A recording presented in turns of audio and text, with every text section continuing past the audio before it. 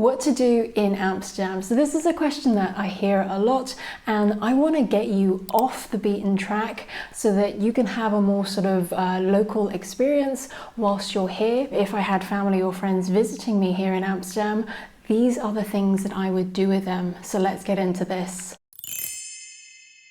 Our Lord in the Attic is a hidden church in Amsterdam, which was built during a time when Catholics were not allowed to worship openly. So it dates back to the 1600s and it is now a museum. You can also see some of the rooms that have been kept as they were back in the day. And it's really interesting to see, things like the kitchen, the sort of living room, and just to get a feel for how people used to live back then. This is a very manageable size museum. Some of the museums here are so big that they can be a little bit overwhelming sometimes, but this one is very doable in about 2 to 3 hours. There is also an audio guide which is included in the price of the ticket, and this has been done really well. It's very informative, but it's not too informative, if you know what I mean.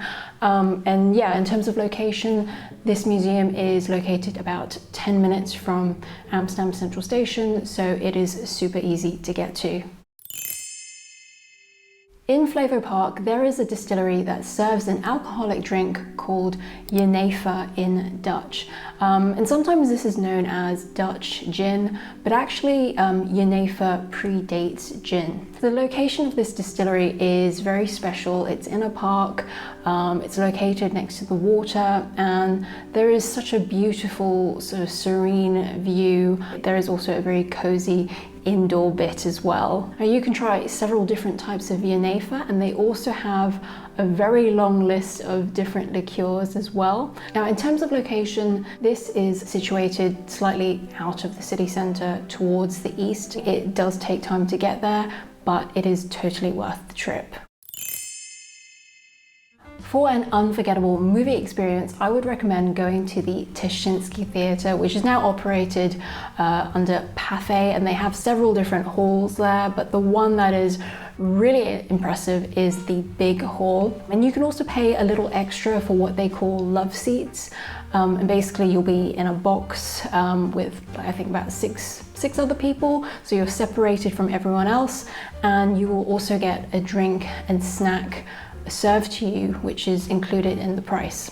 In terms of location, this theatre is located about a 10-minute walk from Roken metro station, which is very close to Amsterdam Central Station.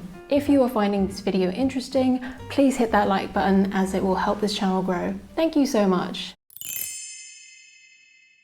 Strat is a graffiti and street art museum, and it is located in an area called NDSM. You can easily get there by ferry from Amsterdam Central Station. The scale of this place, as well as the artwork, is really, really big.